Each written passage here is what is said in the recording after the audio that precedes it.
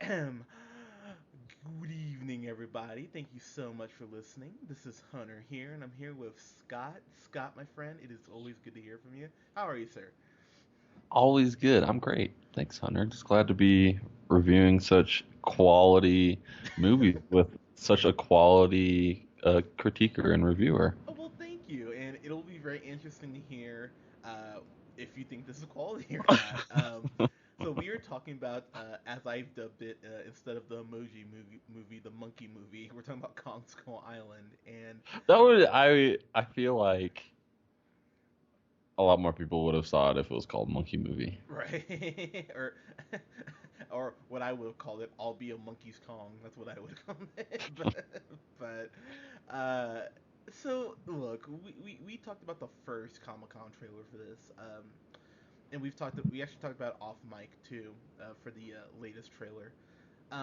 I was not stoked for this. I went in this thinking this is gonna be dumb. It's gonna be it's gonna be a Kong-sized poo, if you will. I just didn't think this would be good at all.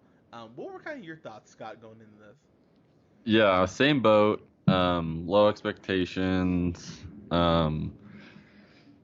Remembering back to that trailer review, I think I remember saying that he looked too big. You did say Um, that, yeah. Which is kind of like a weird thing to critique about like a King Kong movie Yeah, because kind of. the dude is like supposed to be big, but for some reason in the trailer it just looked like there's like unrealistic and then there's like science fiction like completely unrealistic, and I felt like it fell under that category of like almost too comical.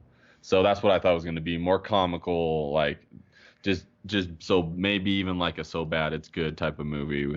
Um, I don't know. I just it nothing about it made me take it seriously. I don't know. The cast was kind of weird to me. Like just kind of going into it. Tom Hiddleston, which I like. Brie Larson is pretty good. And then Sam Jackson's kind of a wild card. Um, Say I that like again, him. Scott. Say that again. Sorry, go He's a wild card. Uh, ahead. yeah. So as far as his movies go, so yeah, going into it, I had definitely had low expectations, and um, so yeah, it helped that I had a they started serving beer at the theater that I go to, Nice. so So, I grabbed one of those. So that was nice. It was enjoyable.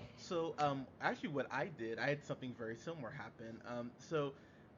By the way, this movie probably wasn't helped by the fact that I saw a trailer for War for the Planet of the Apes before it, and I was like, oh yeah, there's a really good monkey movie coming out in about 3 months, and I have to sit through this. So that probably didn't help, honestly, because those Planet of the Apes movies, god damn, you want to talk about what will probably go down as one of my favorite trilogies of all time? I fucking love those movies, man. I went back and watched them a couple months ago, and it's just brilliant. But yeah, I went ahead. I went downtown to go see this. I went to old Silver Peak, got a burger and onion rings and a couple tall red roadster beers, which are delightful. And then I went and saw the movie. And before I did all that, I smoked a little new strand of weed called Gorilla Glue, which I thought was apropos for this movie. And I will say, there was a point I think I dozed off for about 5 minutes. Oh wow. Yeah, it hit me strong. So I believe I passed it. Like when I woke back up, it looked like nothing had really changed. So I'm thinking it's about 5 minutes I was out for. But so just had to throw that caveat out there. So you're saying there's maybe parts you don't fully remember? Oh, I remember like everything that I saw. There's just five Okay. minutes right there. I just with that said, Scott, I will say I didn't hate this. I will say. Yeah, I'm. This was kind of a weird one because I feel like because of some of the star power that it had, it kind of kept it afloat. I mean, I'm kind of a big plot guy. Like Yeah. I really, I would prefer in my movies to have some sort of effort put towards a plot to make it seem cohesive. And this movie is really all about them escaping the island and nothing really to do about capturing it or um I mean it just my biggest pet peeve I think about this movie particularly is just I feel how little things happen and how many I mean there was a good amount of action I would say but I feel like overall I it left me wanting more, and I feel like they didn't. I don't know if they just didn't finish like a third act fully, or what specifically it was, but I felt like even they couldn't supplement the action for like a really kind of vanilla plot line, and that it just really stuck out to me.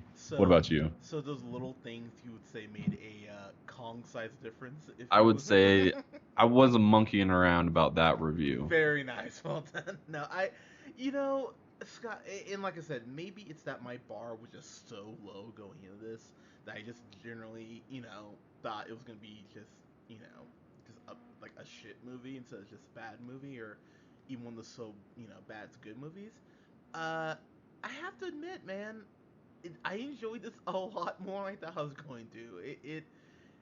I don't know. So let's just kind of jump in here. So this is the most, speaking of the plot, it's about as simple as it gets. So takes place during Vietnam, and um, there are two guys, Houston Brooks, played by Dr. Dre himself, Corey Hawkins, and John Goodman, who I just love that dude. Whenever I see John Goodman, something I'm like, oh, all right, that gives me a little hope. Playing Bill Randa, they're two scientists. Did they say what school they were at? By the way, I don't think they ever did. No, I think they're like through the government, like Oh, the that's National right. Science Foundation or Yeah, something like some sort of governmental agency. yeah. Okay, that makes sense. And Trying so to trying to map out this new island.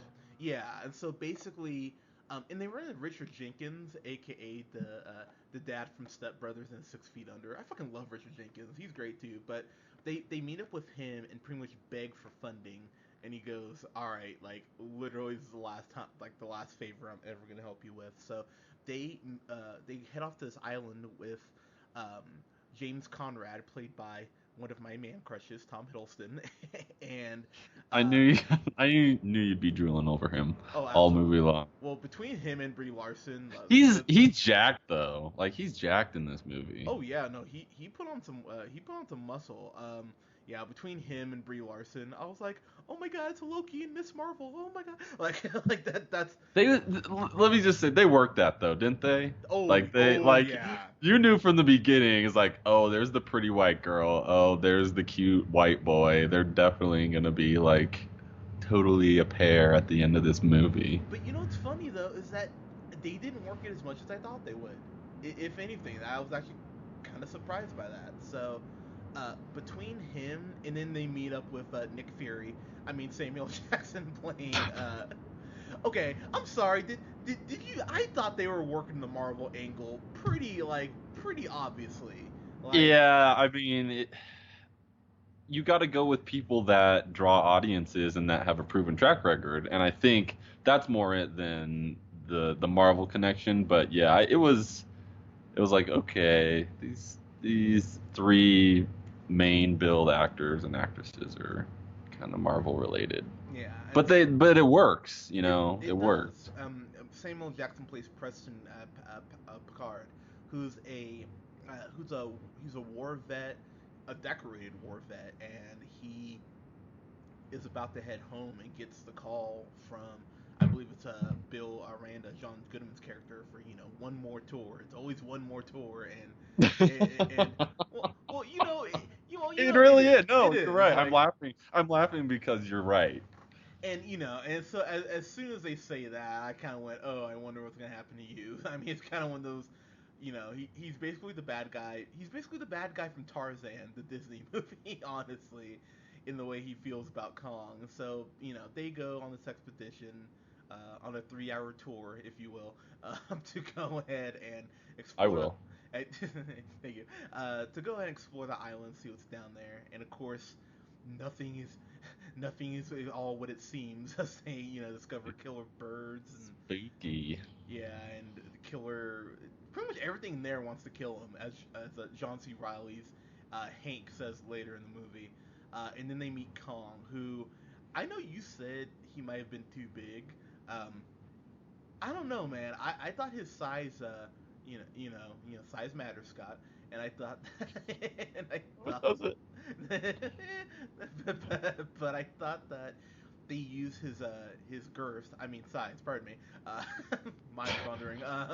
They, they use his size. I thought pretty well to just show how. Yeah, I mean, I will amend what I said. That was just kind of going into the movie what I thought my gripe would be, Yeah. and it wasn't as noticeable like in the movie as I was watching it. It wasn't distracting me from it for sure. And there's a couple shots where Kong like pops through, like comes up through mist or fire or something like that, and you're like, God damn! Like they did a. It's you might agree with me that like it's clear they spent their money on this movie. Oh Like yeah, it is. they definitely made it look pretty, and that totally like shone through the CG of Kong and all like the creatures in the forest, and I think the overall like costume and set of that movie was awesome. Like I feel like it did a really great job setting the scene Yeah, for a jungle and a habitat for Kong and these crazy creatures. yeah, and so basically this is where I think this is where I fell asleep. Is where basically you end up with two groups, one led by Samuel L. Jackson's Preston, one led by Tom Hiddleston's James. And so I Well, don't they remember. yeah they because they so they said they split up Yeah, because they one wants to go Sam Jackson's after the soldier and he's got a duty to go find that's this right. this Yeah. this this lost soldier and everybody else Dr. Dre included goes back to the boat and looks to and like I like how he ends up with the Asian girl and like they all have their sweethearts. Well. To be fair, I mean, if there is a Oriental woman to end up with not named CL, CL's hot. Sorry. Anyways,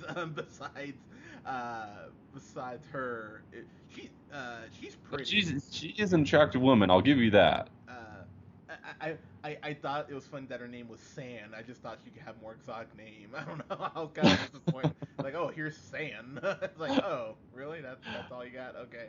Um, I I don't know. Yeah, so they that's probably the relationship they play up the most is that she kind of she kind of starts to feel his. I just felt like I personally felt like it was unnecessary to the story. Like it was just like they just kind of happened. There was no backstory. There was no explanation. It was just like, oh, that's because they're alone on the boat together. That means that they're like totally want to fuck each other now. Well, maybe we'll find out on the next episode if you.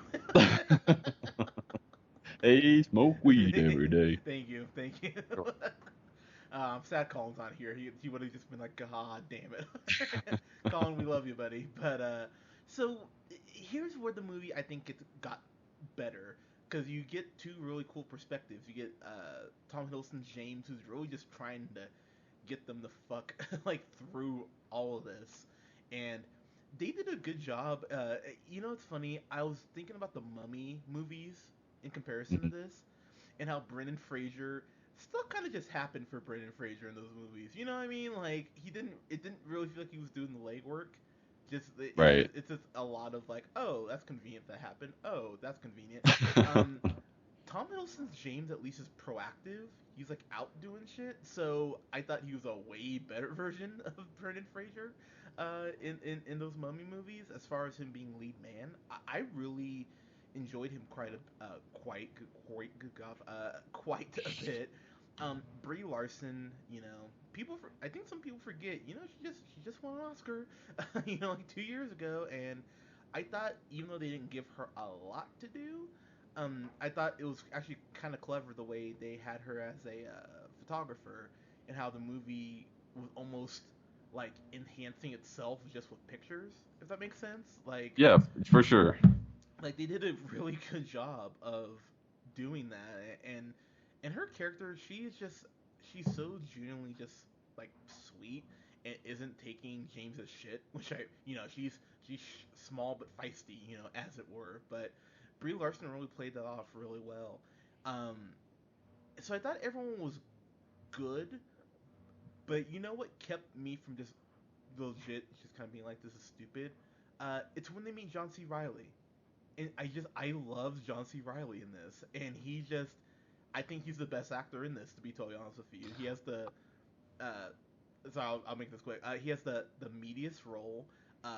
His one-liners were Guardians of the Galaxy esque good. Like, I mean, he's not in Guardians a whole lot, and he's not in this movie a whole lot until he actually he is in a decent amount, but he really works what he has, and I found myself kind of sitting up when he popped up. I was like, oh, thank God. Yeah, your thoughts on him? Yeah, first off, yes, I think the turning for me, the turning point when it came to how much I like this movie was when John C. Riley's character appeared. Yeah, And it's kind of later in the movie, so at that point I was like not like in love with this movie. you're probably about halfway through, probably I would think. Yeah, probably halfway to three quarters of the way through. Um, I I don't know. I think just the way I agree with you that Tom Hiddleston is like I think he's a legitimate lead man. Like I think he can bear that burden of a lead role. I think he did that. It was kind of played off a little bit by Sam Jackson and him. Like it was kind of co-starred, you could argue. But I think he proved here that he doesn't have to be like the villain or like any sort of archetypal type of character. Just kind of playing a role. But Yeah, yeah, I think he'd be a good lead man. Brie Larson was good, but I think she was just her character was boring to me. She was just yeah, kind of like I'll give you that. the I don't know, the harlot, or not the harlot, but the just kind of the women that you picture when I think back to the 2005 King Kong Yeah, with Jack Black, and it was kind of I don't not vintage, but like it. I feel like with her, they were going for that blonde bombshell kind of, like I said, vintage-esque 1950s pinup, 1940s pinup kind of girl. And she played it well, but I I was gonna feel say, are like you complaining? God. no, I no, of course not. But I feel like the character they wrote for her was not entertaining to me, and like I feel like I don't know. It was just kind of like it was what it was. And then John C. Riley enters the picture, and like he's funny. He's got like the full beard, and Great beard. like it's a great character for him. Like he plays it beautifully. He's a great like crazy person. But and he also is the one that adds the emotional context to it too. Like at the end of the movie, which I Yeah. love, The, and he really brought it home at the end. But he was the cornerstone for me. I feel like the other up until that point, the other characters were predictable and sort of boring. This like we just saw uh 19 Cloverfield or whatever, oh, and 10 10, Cloverfield 10, Lane. 10 Cloverfield Lane, and John Goodman killed it in that movie. And this was lackluster for me. Like I love John Goodman in 90% of his films, but this movie was lackluster.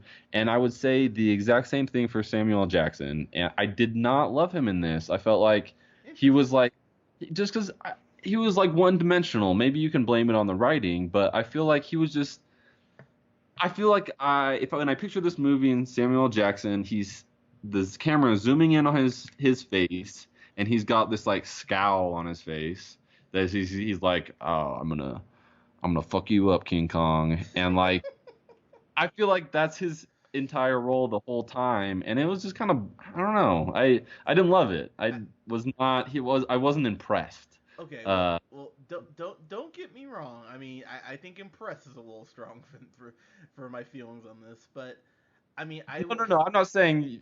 I would just say like I said, Samuel Jackson's kind of wild card for me. So sometimes it's good, sometimes it's not. I felt like this was just like one of his weaker characters. okay. I mean, well, see, the thing is, you haven't seen Legend of Tarzan, so I mean, this is Casablanca for him next to which ooh, we'll have to review that. And oh boy, you want to talk about it's just, such a bad movie. But yeah, I mean, the way I kind of put it is this movie was jogging in place for like at least half of it. I mean, I would agree.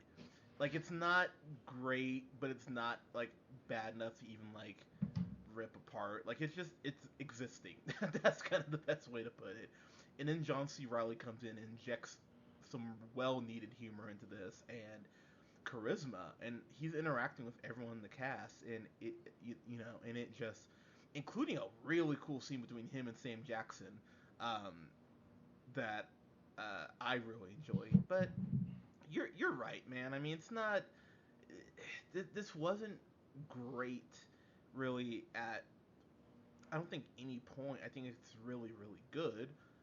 But towards the end, I thought there were some great parts. There was this scene with Kong at night in fire, and there's this shot of Kong like coming through the fire that I thought was just awesome. There's a shot where Brie Larson's trying to push this like helicopter off this creature that's captured, and so she's like on the tail, like trying to push it up, and then you see it suddenly just lift up. And you see Kong just look at her like, "Bitch, I'll stomp you right now." And it just, I mean, so there's some really good direction here where I went, damn, okay. The scene where Brie Larson, you know, her character Mason and James are like at this waterfall, and Kong peeks through. There was some stuff I thought I had to sit back and go, okay, I gotta give you this. And kind of jumping to the end of the movie, there are these creatures that are like, I don't, how would you describe them? Like almost like pterodactyl lizards, almost. Yeah, they're like What they they're look like. wingless pterodactyls, like Yeah, with two legs and a tail. yeah, and they're pretty creepy looking. Like to their credit, what I found interesting, by the way, Samuel Jackson's Preston, he goes, to quote Drake, he goes from 0 to 100 real quick here at one point where uh, they've been looking for this lost soldier, as you mentioned earlier, Scott, named Jack Chapman, played by Tony Kebbell. Really like that dude. He ends up killed, and so Tom Hiddleston's James is like, all right, cool, like this sucks, but we don't need to go out in the, we don't need to go out there. We're good. We need to turn back. And Preston's like, fuck that. That doesn't change anything. We have to go after Kong. And that's when you go, oh wow, he's insane. And it just in the movie just ramps up from that point. And that's when I say I thought it was great. So like the last, I don't know, probably like half hour of it, I thought it was a great movie. Everything before that I thought was serviceable. Is actually the perfect word for it. So You want to give your grade, or you want me to give you an overview?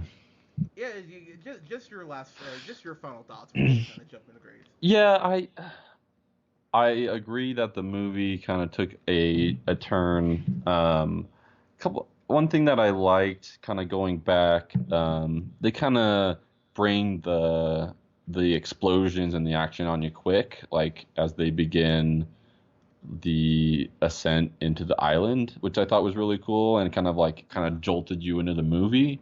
But then it really slowed down after that, and until they start like running into things, obviously. But for me, I was comparing it to King Kong 2005. That was like most recent in my mind of a King Kong movie. And what I really liked about that one was the kind of how they played out the connection between the girl and King Kong, and how like they kind of established this sort of interspecies relationship, and like how they understood each other. I thought it was like kind of cool and nuanced.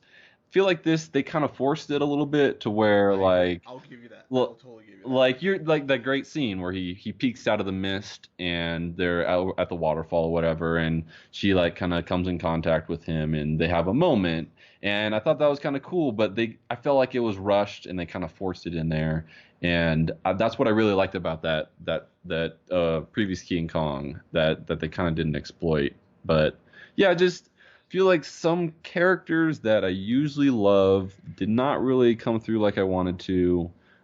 It was kind of predictable. It had like a real Apocalypse Now kind of vibe to it, and Ooh, okay. like you had like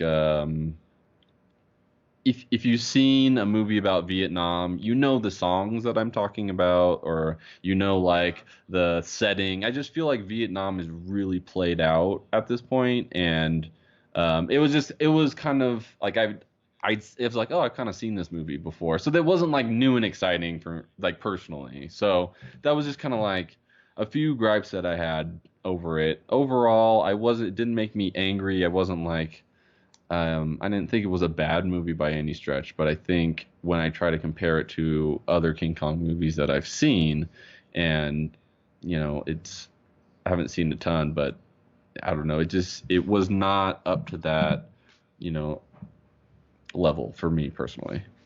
Okay, so what would you give it? I would give it if we're doing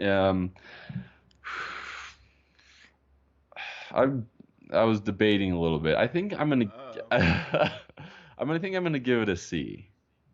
See? Okay. And I say that because I feel like it was like average. I feel like they if you go to this, I think you'll get your money's worth if you go to see this movie because they put the money in for the special effects, for the animation, for the scenery, for the cinematography, all of that stuff. Like it's a cool movie to watch. I will not deny that. But I I feel like because I went in there to be impressed, and I felt like I've seen some of this stuff before, and it didn't really impress me. But I wasn't angry by any means, or like it didn't piss me off. But I will say the monkey didn't look that crazy big. I guess within within the confines of this little universe that they created.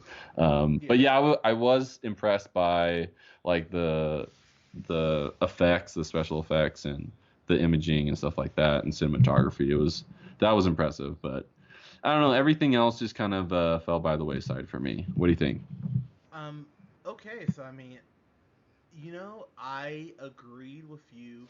I probably had this as C plus for most of the movie, um, but then John C. Riley came in, and it gave the movie something emotionally needed. It gave it like an emotional character arc, and John C. Riley. Sorry, I'm apparently hitting puberty if my voice keeps cracking. but uh, but John C. Riley, he really gave this movie an emotional center. He was hilarious. They spoiled the line in the trailer, but when he just starts laughing, he goes, "You shouldn't have come here." I was sitting there, and and that's such a big thing for me with horror movies now. Is God, why these white people go in these houses where there's like lightning striking the building and shit. And like, so I appreciate that John C. Riley was there saying, "Don't go this way. No, we shouldn't go there." Like he knew, and so I appreciate that he's the audience saying, "You guys just need to fucking leave and get out of here." And so kudos for at least addressing that because that was something. I was sitting there thinking, if all of you guys are in support of doing all this, that you're insane. So I agree. That was he killed it in this movie. yeah, so I mean, everyone else I think is pretty good, but John C. Riley really showed why he is one of my favorite actors. I just went back and watched Walk Hard a couple days ago, and God, that Walk Hard, the Dewey Cox story, that's one of my favorite comedies ever. I love me some John C. Riley, but he really stepped up and delivered real good a real good comedic performance, but when the drama really came in this movie, it was really in large part because of John C. Riley. I mean, he really carried this movie, and not for even for not being in it really that much. So, I'm gonna give this a B minus. Really in large part because of John C. Riley. I saw this at matinee in 3D, so I think I paid like $10 to see it, and while I don't think I got $10 worth, I'd give this an early matinee. I'd give like a I think I got 750 worth. so Yeah, and that's so that's another thing too. I didn't see this one in 3D. oh, did you not? Oh, the 3D was pretty chill. Uh, two last things here before I kind of throw it back to you.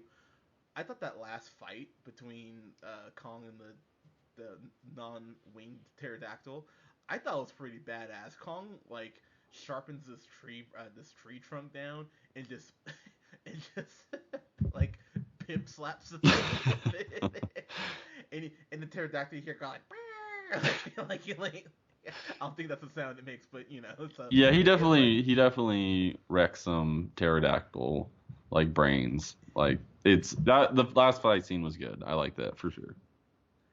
and I think another reason why this movie worked more for me is because I think it was what was it like almost 2 years ago that Godzilla came out, and I think we all were pretty disappointed about that. I remember me and Colin specifically were horribly disappointed, and so I left Godzilla angry. Like I was actually pissed off that they wasted my time and delivered not even a good monster movie. The plot wasn't great, but if you just can entertain me with giant fucking monsters beating the shit out of each other, I'm good with that. But it couldn't even give me that. This movie at least gave me that much. So yeah, again, it's not reinventing the wheel. And then, oh, by the way, you didn't stay for this. I had a feeling I should have texted you after, but So wait, there's in this is the thing I want to address too is yeah. what movies do you stay for the end of the credits at every movie you go to? I think Marvel has just drilled it into my brain so much. I But just this was in a Marvel movie though, right? I know, but so many studios. Let's think about it, man. So many studios are trying to connect their universe. So you just Like kind of like went based on hope that there would be something. well, I looked it up. Oh, So you it's knew like that there's something. Okay. yeah, but what was so I don't know if you know. I don't know if you're aware of this, but oh God, who put this out? Not you. I don't think it's Universal. I think it's Legendary. I think, but oh no, it's Warner Brothers. I apologize. Oh no, Legendary is part of them. So okay. So they're setting up their own MCU, their MonsterVerse is what they're calling it, which but but so this is gonna be they're connecting King Kong and Godzilla Oh, together. wow. So we're What is this, yeah. Rampage? You know what's funny? They're doing a Rampage movie like next year. That was the first thing That's I I feel thought. like Rampage is gonna be the new Pacific Rim. Yeah, you know what? If it's half as good as Pacific Rim, I'll be okay with Pacific that. Rim But basically was Rampage though, let's be yeah, honest. oh no, it totally was, and that's why I'm kind of sitting there watching this, and I'm thinking, oh wow, you have some Kong-sized balls to go ahead and try to connect Speaking this. of, speaking of, that never happened. Yeah, no full Kong dick And come I out, which said that in the trailer review that the movie, I feel like the movie would get a bump in my grade if I did. And that was definitely a negatory, it was a demerit, as you say, in my book. yeah, color me disappointed, but but basically I'm not even gonna spoil the end credit scene, but just know they're going to attempt to connect King Kong and Godzilla together, and I don't know, I feel like I at this point, man, why not? Yeah, I That's know. kind of my Whatever. Do they're gonna they're gonna spend millions of dollars. They're gonna make these. Might as well try to make something that's like, you know, action well, packed, and you got monsters fight. Who doesn't love monsters fighting each other? Universal is launching their own cinematic universe with the Mummy reboot, right? They're gonna do like the Mummy and like Doctor Jekyll, Mister Hyde, like they're Wait, trying was to the make. Mummy originally a comic book? I don't believe so. Um, yeah, I know the original movie like a decade or two before that, but I don't think it was a comic book. But yeah, they're trying to do that over at Universal, make their own monster universe. So at this point, it's we're just gonna get a bunch of movies that connect and can't be standalone. So whatever, I guess. I don't know, Scott. I mean, I'm curious about a King Kong versus Godzilla movie, but Do at this we do we point, need it? Like, it, like, does but the that's world exactly need to see it? Like, that's the real question. but that's exactly where my mind goes. Is but do I need it to exist? Or would I be better just playing Rampage? So I don't know. Well, we're gonna fucking get it whether we want to do or not. And this movie did really well. It had a really good opening weekend. I think it was like 80. I believe it was uh 81 million opening weekend, something like that. Wow, that's good. We talked about the budget was huge on this. Budget was 185 Wow. million fucking dollars. So to put that perspective, I believe the budget on War for the Planet of the Apes was like 135 million around there. So this movie spent more than something that's proven to make money in the Planet of the Apes reboot, which the third one comes out in July 7th. I'm fucking pumped, but yeah, I'm curious to see how this will continue to do. I think overseas, I think it's gonna freaking clean up. But yeah, good for them. Oh, so this made 61 million in the states Which for is opening pretty damn weekend. good. I mean, Yeah, that's a considering good start. considering it's a start for sure. Yeah, and I just looked up online here. Netflix is going to air an original Godzilla anime movie. Hmm. So How do you yeah, feel so about that? I honestly I don't give a shit. I Me neither. don't.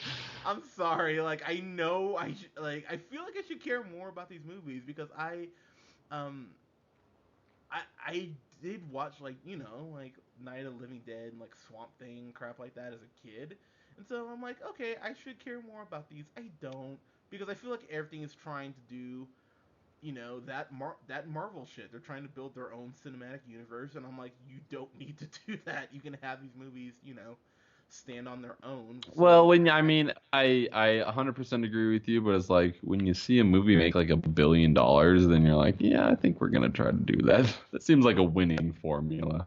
I mean, I get that, but at the same time, though, if these Marvel took how many movies? Like 5 movies to connect all this shit. These Oh fucking yeah, movies no, won't take that they're long. gonna DC it and they're Rated just gonna T for rush teen. into it and Sure, you just can take introduce down. them just in one fell swoop. Yeah, they will rush that shit like there's no fucking tomorrow, and so that's why I kind of just go, okay, I don't know. So hopefully it's good. Whatever they can give us at this point, who knows?